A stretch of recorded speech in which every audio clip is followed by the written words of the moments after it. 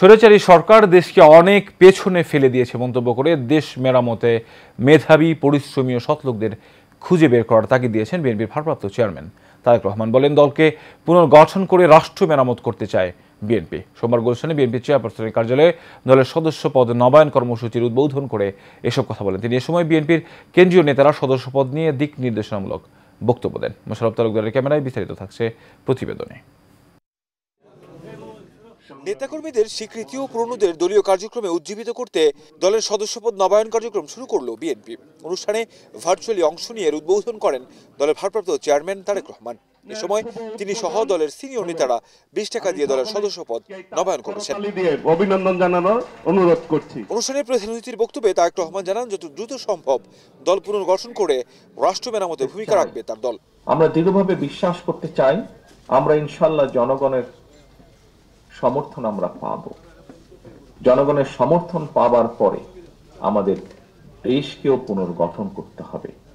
দলকে যদি আমরা সঠিকভাবে পুনর্গঠন করতে না পারি, আমরা দেশকে পুনর্গঠন করতে পারবো না। দেশকে পুনর্গঠন করার জন্য, রাষ্ট্রকে মেরামত করার জন্য আমরা কিন্তু 31 দফা দেশের সামনে, দেশের মানুষের সামনে উপস্থাপন করেছি। আমরা সেটিকে যদি বাস্তবায়ন করতে হয়, অবশ্যই আমাদের দলকে ঐক্যবদ্ধ, দলকে পুনর্গঠিত করতে হবে। নেতৃত্বের সকল দুর্বলতা কাটিয়ে সৎ, মেধাবী ও ত্যাগীদের যুক্ত করে এই কার্যক্রমকে এগিয়ে নেওয়ার তাগিদ দেন তিনি।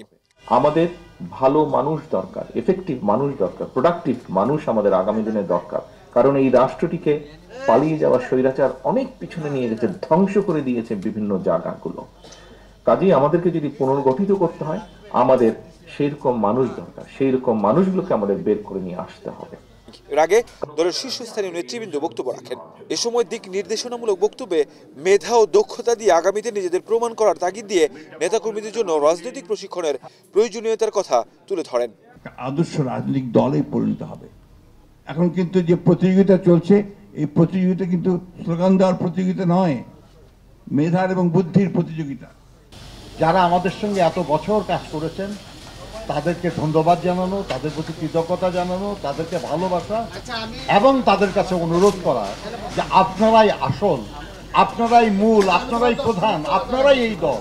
ওই একজন আপনাকে এগিয়ে নিয়ে যাবে সামনে অনেক দূর। যারা বিভিন্ন বিশ্ববিদ্যালয়ে বুয়েট এবং ভালো ভালো বিশ্ববিদ্যালয়ে ভর্তি হওয়ার সুযোগ পান, তাদেরকে আপনারা ক্লাস 10 ইন্টারমিডিয়েট এবং ফার্স্ট ইয়ার থেকে আপনারা রিক্রুট করেন। এই কার্যক্রমে 41 লাখ সদস্য নবায়নের প্রাথমিক টার্গেট নির্ধারণ করেছে বিএনপি।